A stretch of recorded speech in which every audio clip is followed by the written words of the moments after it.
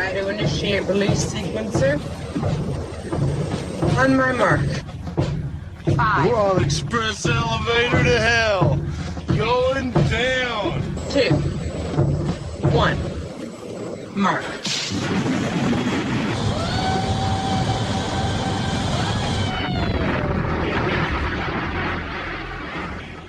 Hello, everyone. My name is Mark, a.k.a. Derringer. Today is Sunday, June 28th, and you are listening to episode 267 of the Instant Action Podcast, your weekly source for planet-side news and information.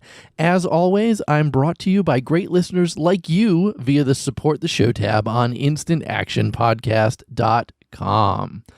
So what's been going on with me this week? Not too much.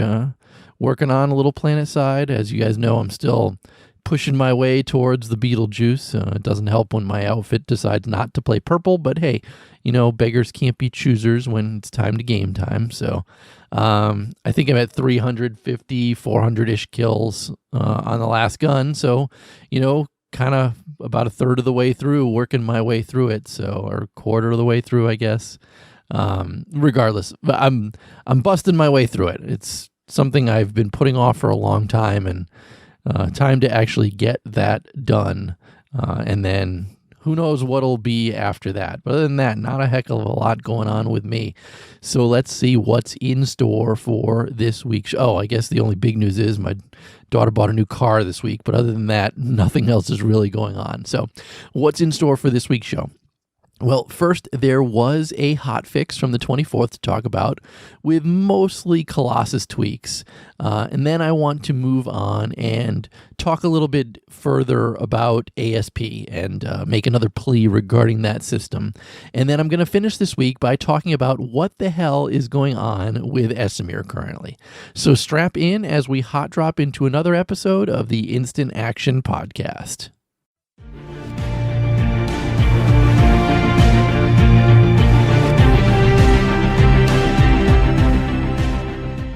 So first up, like I said, on June 24th, there was a small PC hotfix that went out.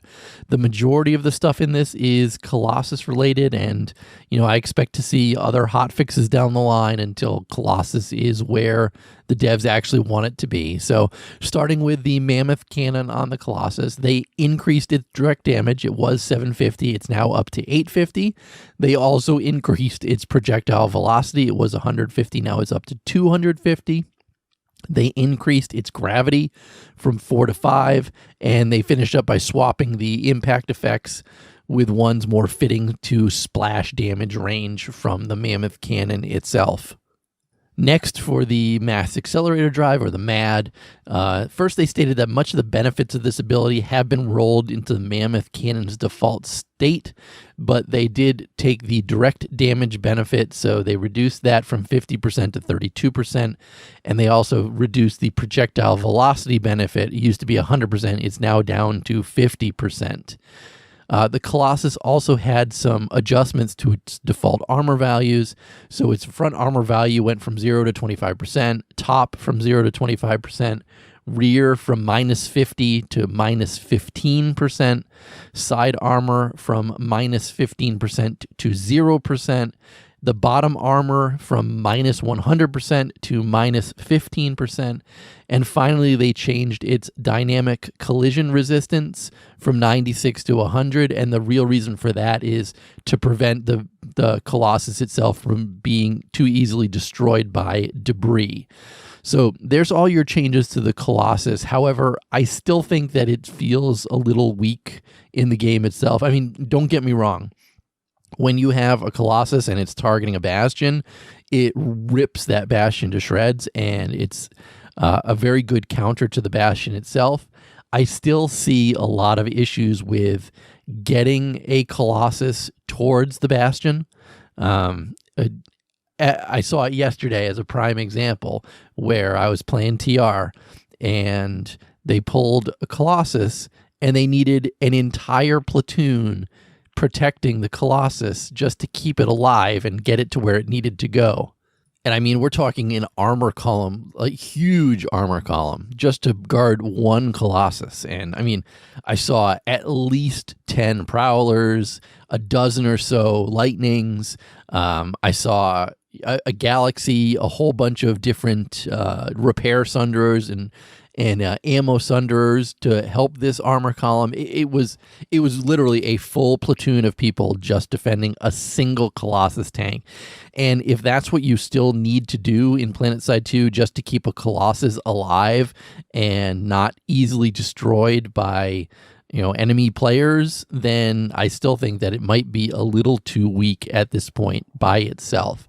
Now, granted, you don't want to make the Colossus too hard to destroy. I certainly get that, but the fact right now that most people are pulling an entire platoon's worth of armor and air just to defend a Colossus, it's a little it feels like a paper tiger more than anything else right now.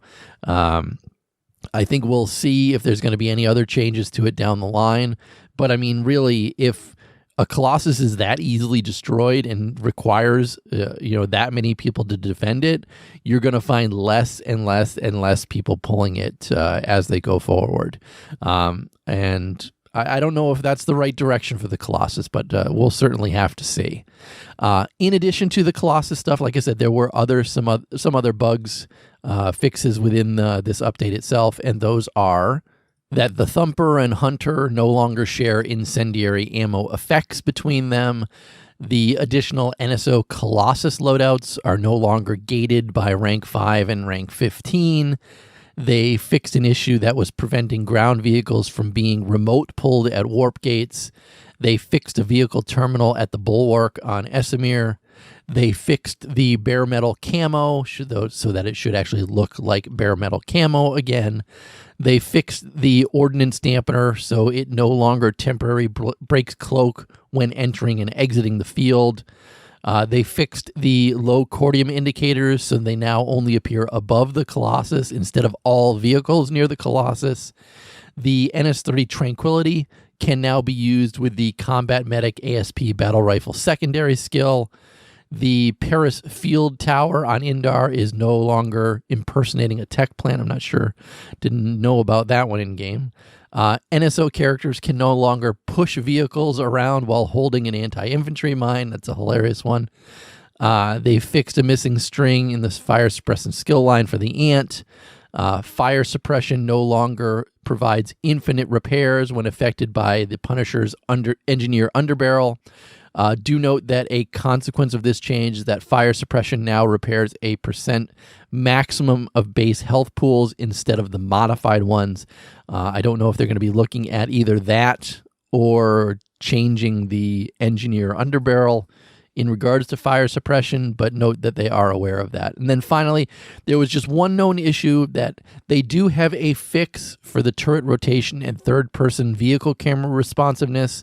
They have the fix done internally, but they're still processing it, and they do plan to deliver it in a client-only update with no downtime as soon as feasible. So know, if you're still complaining about that on Reddit or the forums, that they do have something internally fixed on that and just have not pushed that out to live yet because they're still processing it. So there you go. Like I said, it was only a hot fix, not a heck of a lot of stuff in it. Mostly changes to the Colossus itself. And I wouldn't be surprised if we see another round of Colossus changes in the next week or so. But with that, let's move on to our second topic this week.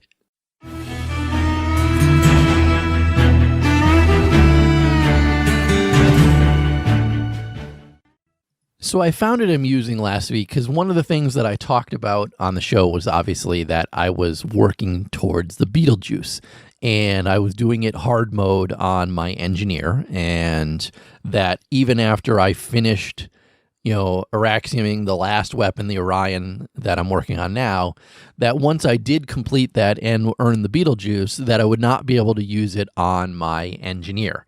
And that reminded me that you cannot use any directive weapons when you are, when you've got the unlocked skill on your ASP. And that's for all of them, because we've got different, the first unlock is, sidearm primaries. You can't use the directive sidearms in that one. For the engineers, the shotgun LMGs, assault rifles, you can't use any of the directive weapons in those. For the light assault, you can unlock the submachine gun secondary. You can't use the directive weapon on that. For the combat medic, you can unlock battle rifles and carbines. You can't use any battle rifle secondary and carbine main. You can't use the directive weapons on those either. So I want to make, and again, I've seen a few Reddit posts about this week as well, which was kind of surprising. I didn't expect other people to be kind of thinking the same way that I am about this. And it made me go back and look and say, well, how long has ASP been in the game? So ASP was added Thursday, April 5th, 2018. So it has been 2 years at this point since ASP went live, and there's been no second round of ASP. There's been no second round of new things that you can unlock via ASP. The only changes to ASP, besides removing those things or not allowing directive weapons, is the fact that they gave us an ASP reset token for 10,000 certs. So other than that, there has been very little to no changes to ASP, which was really a big update back in the day. I mean, it allowed a lot of various changes to gameplay, play styles, things like that within the game itself. And I think it was welcomed by the community at that point also. So it's been more than 2 years since really ASP has been touched as far as I can tell, as far as I can see on it. And I think at this point in the game's life, adding back directive weapons into ASPs, whether they're secondary or primary abilities for the various classes, I think allowing them to be used for an ASP point at this point is not a game-breaking feature within the game itself. Now, of course, people are going to say, Derringer, you play Engineer all the time. Engineer has the most various weapon options for ASPing, and you'll be the one benefiting from this the most. And yes, I will be the one benefiting this from the most. That's why I'm championing it as much as I am right now. So, for example, I would like to see, and we'll use the Engineer as just the example here. So the Engineer right now has 5 ASP choices. A shotgun secondary, LMG access, assault rifle access, EMP grenade access, and anti-vehicle grenade access. I don't think that it would be, well, first of all, I have the shotgun secondary, LMG access, and assault rifle access. Those are the 3 things I unlocked first on my Engineer. And the next one I did was the heavy assault, being able to use the heavy weapons as a secondary weapon on those. So those are the 4 points that I've spent right now. I think I'm ASP 77, so I'll get my last point when I flip over to ASP 100. But I think allowing us to use assault rifle access and then spending another point in each of these categories, which would be 1 ASP point, and it would be Engineer assault rifle access, or Engineer directive weapon assault rifle access. So you'd need to have both the assault rifle access and the directive weapon assault rifle access to be able to use the directive weapons themselves. And it could also be that the second ASP point doesn't even show as unlocked or available until you've purchased the first access to it. And I think this would be a really good way to give people access to using these things. And it's a cheap way. It's really a cheap way at this point to add some additional things into ASP, which clearly has been something that was a set and forget type of bolt on to the game itself. And again, don't get me wrong. I think the ASP system is great. I think it added a lot of variation to the way people play within the game itself. being able to play engineer, and I was using LNGs for the longest time, and I loved getting accusations early on in the game where people were saying, engineers can't use LMGs, Derringer's hacking. Things like that were hilarious, but everybody's used to it now. So moving on at this point and adding directive weapon access to the ASP points, I think we've gotten to the point where we can do something like that. And people are always wondering why directive weapons were removed at that point, and I think it was primarily because infiltrators could get access to using the carbine, which they took away, and you could actually get an engineer with an underbarrel shotgun, and that was definitely OP. And so obviously the infiltrator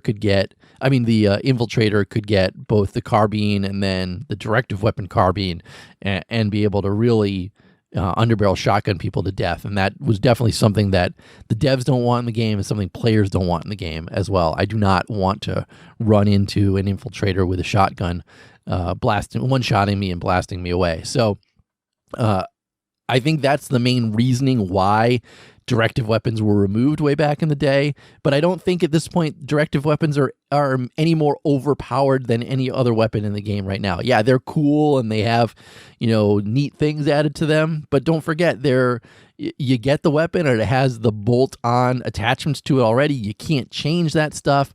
Some directive weapons are cool, others are, ho-hum, things like that. But I think at this point in the game, 2 years into ASP, people who have earned the directive weapons should be able to use them if they've spent ASP points into other classes as well. So I hope the devs listen to this kind of rambling talk today on this week's show and actually think about considering that change in the game. It's something that I would like to see, and I know a lot of other people would like to see it in the game as well. If you go into those various Reddit posts that have been made by other people that I've been commenting on, it seems pretty much 100% pro towards adding that in. I have yet to see many, if at all, any negative comments about adding directive weapons to the ASP skill trees at this point. So that's all I'm going to talk about on this week's show. I think it's time for a change, and it would be a nice little carrot thrown into the ASP system for us using it for 2 years with really no changes onto it. But with that, let's move on to our third and final topic this week, and let's talk about what the hell is happening on Esamir.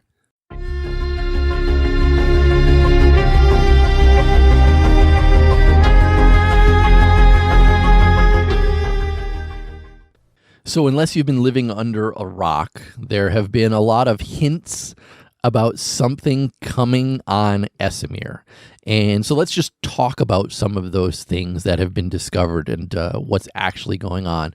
So the first thing that people noticed is when they're on Sanctuary and you look out one of the viewport windows on Sanctuary itself, you can actually see a big swirling vortex-like, hurricane-like storm is actually appearing over the continent of Esamir right now. And it's actually been there for a couple weeks now.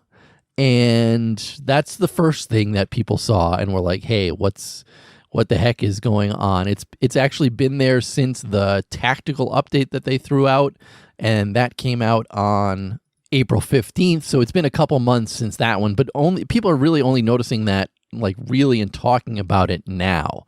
So that's the first thing that people have noticed. The second thing that people have noticed is that if you are looking at the globe that's in Sanctuary itself, there is a big red triangle with an exclamation point in it that keeps flashing over the continent of Esamir. So there's number two, second thing people have noticed in Esamir itself.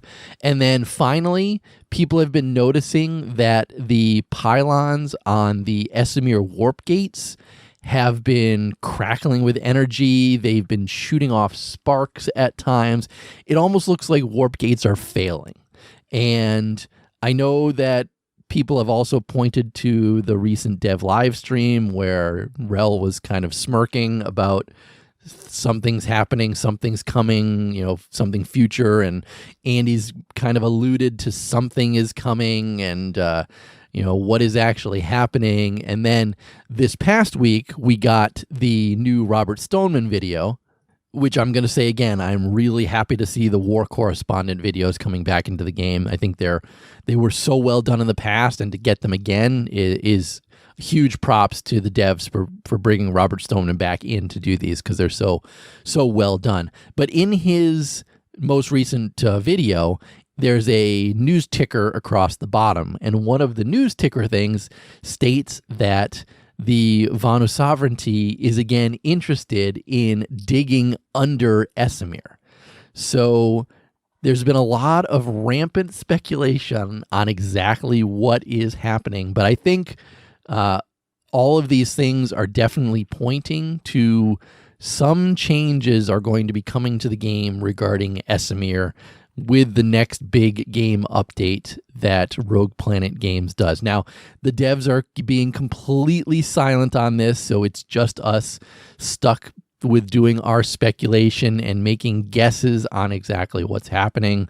The devs are not going to tell me what they're doing. They're not going to tell anybody else what they're doing. They're just going to surprise us with this. So what are some of the things that I hope are coming? Well, first, a big Esamir revamp would not be a terrible idea. I think Esamir is probably the only continent that has not gotten a huge revamp since launch, or since it came out. And I do think Esamir is definitely due for some sort of revamp at this point. Other people have speculated that this could mean that the warp gates are failing, and if the warp gates are failing, does this mean that we're going to be able to warp gate people and then use the warp gates to travel to different continents? And I know people have asked for an intercontinental lattice for a long time. And again, that's something that was originally in PlanetSide 1, where you could fight all the way to a faction's lattice, a warp gate on a continent, and then actually go through that warp gate and then start a beachhead on the new continent. And I know we've been asking for a continental lattice or an intercontinental lattice for a long time. So that could be something that's coming into the game itself.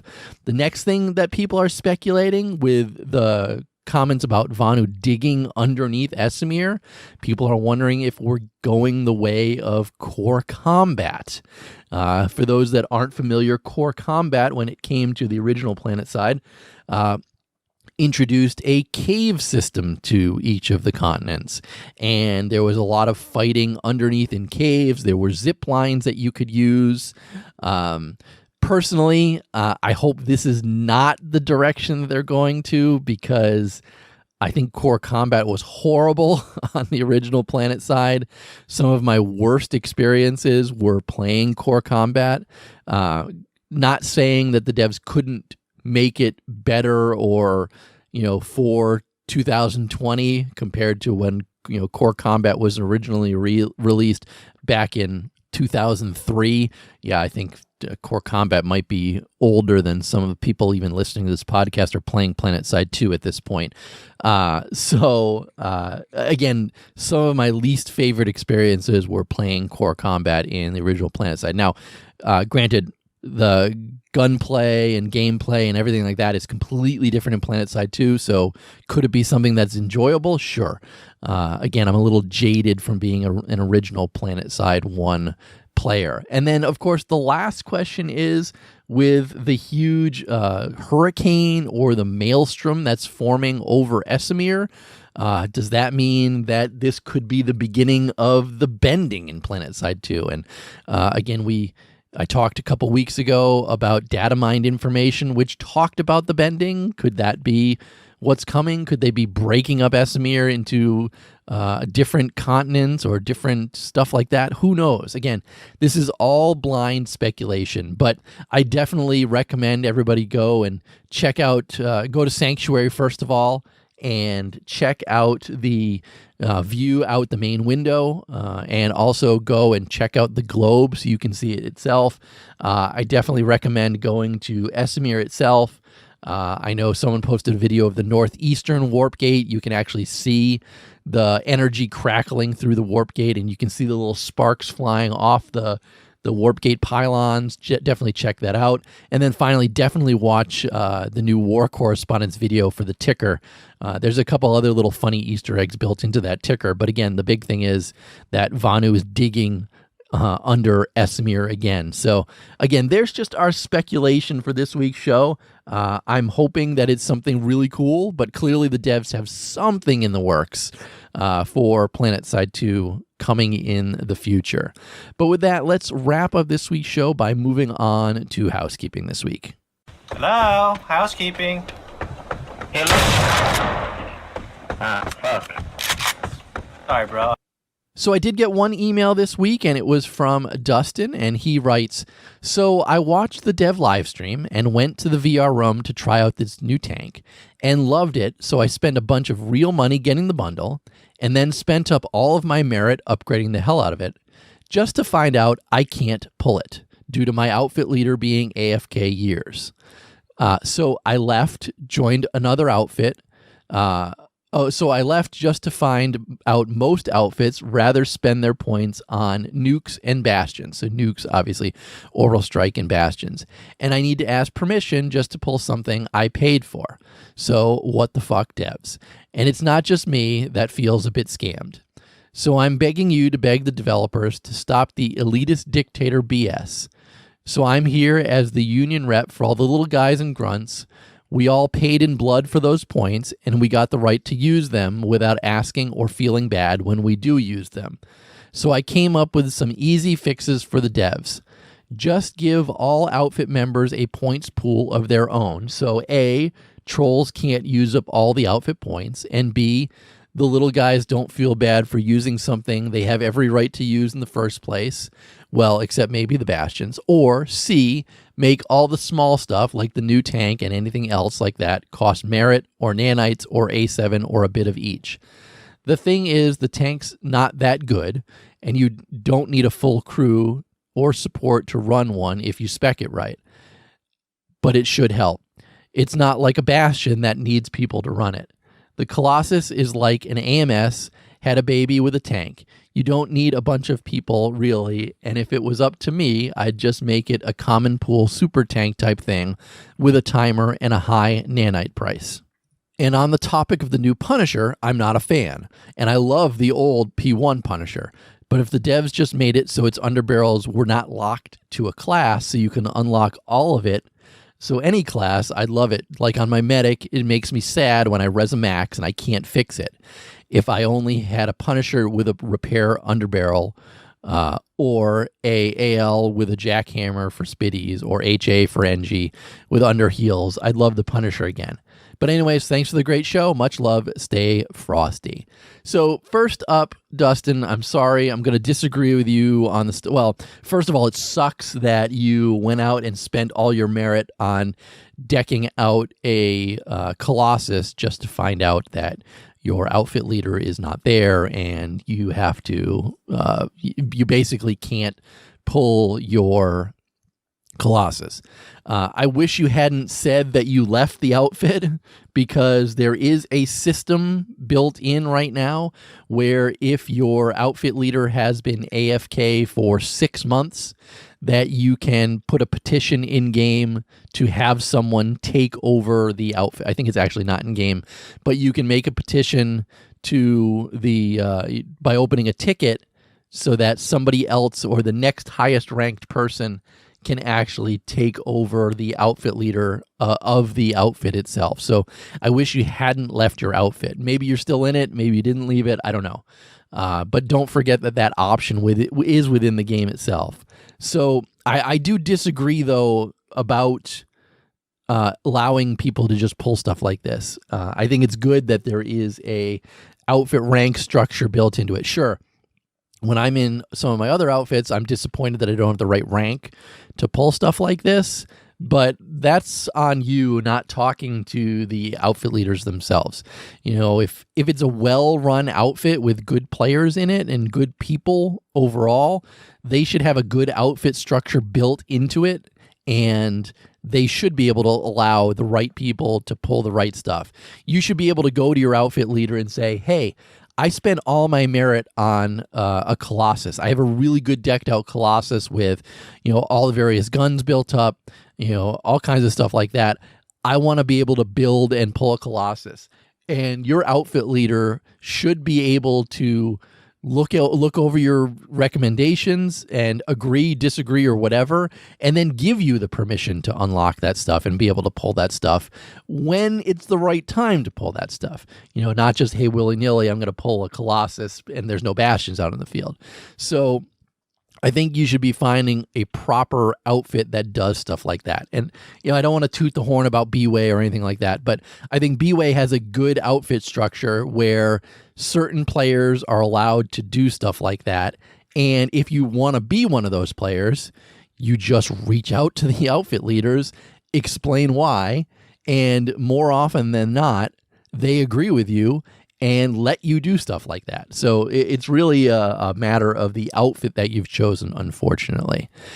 As for the Punisher, being able to unlock that stuff, I don't know if it's the greatest idea, just because it could make the Punisher a little overpowered, but I'm going to go back to my ASP point stuff. Why not allow an ASP point to do something like that with the Punisher? It would give longtime players something cool to do, but I think the Punisher at this point is just too new of a gun in the game itself, and we're not going to see any changes like that until it's been out a couple of months. But I don't think that it's outside the realm of possibility, but again, I think it's just too new at this point.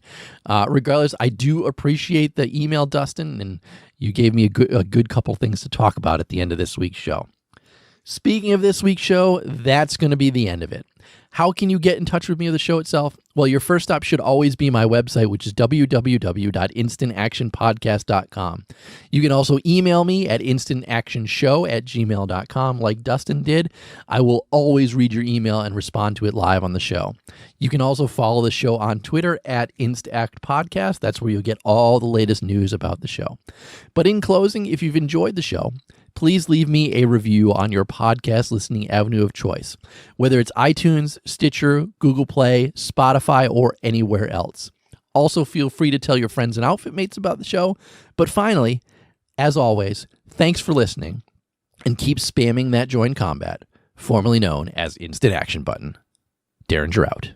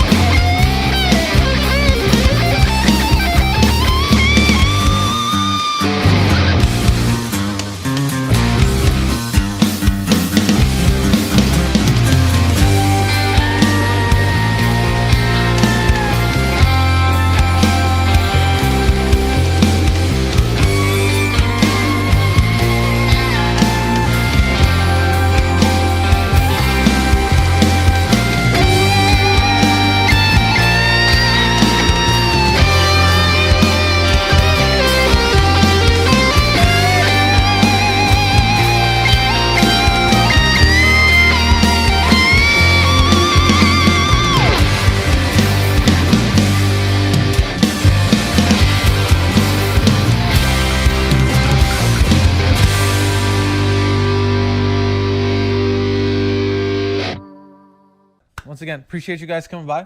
We'll see you guys at the next one, and goodbye. Yo.